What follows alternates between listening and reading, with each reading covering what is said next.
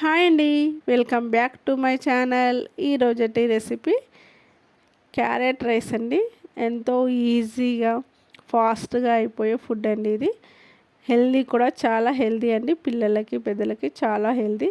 ఈ carrot rice ఎలా తయారు చేసుకోవాలో చూద్దాం. ముందుగా మనం క్యారెట్ తీసుకొని శుభ్రంగా కడుక్కొని ఈ వీడియోలో చూపిస్తున్న విధంగా సన్నగా తురుముకోవాలి. ఇలా తురుముకున్న తర్వాత స్టవ్ మీద ఒక ప్యాన్ పెట్టుకొని ఒక స్పూన్ ఆయిల్ వేసుకోవాలి.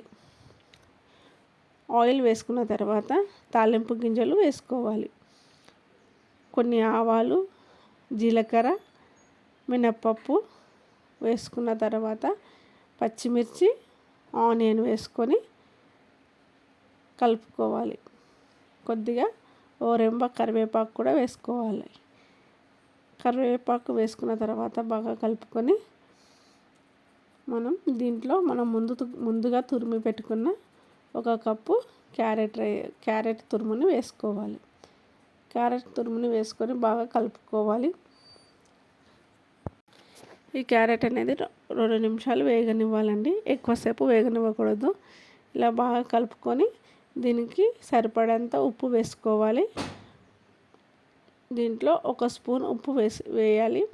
ఇలా వేసుకొని బాగా కలుపుకోవాలి. క్యారెట్ అనేది చాలా చాలా హెల్దీ అండి. పిల్లలకి పెద్దలకి క్యారెట్ తింటే చాలా హెల్దీగా ఉంటారు. ఇలా బాగా కలుపుకున్న తర్వాత దీంట్లో మనం ముందుగా పక్కన పెట్టుకున్న రైస్ని వేసుకోవాలి. ఇలా వేసి బాగా కలుపుకోవాలి. బాగా కలుపుకుని దీంట్లో కొద్దిగా కొత్తిమీర వేసుకోవాలి అండి.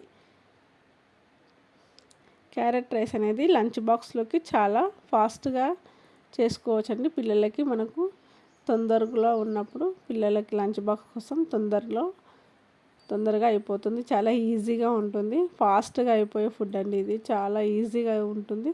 చాలా హెల్దీ కూడా. దీంట్లో మనం కొత్తిమీర వేసుకున్న తర్వాత కొద్దిగా నిమ్మకాయ వేసుకోవాలండి. ఇలా నిమ్మకాయ వేసుకోవడం వల్ల పుల్లగా చాలా చాలా బాగుంటుందండి. పిల్లలు చాలా ఇష్టంగా తింటారు.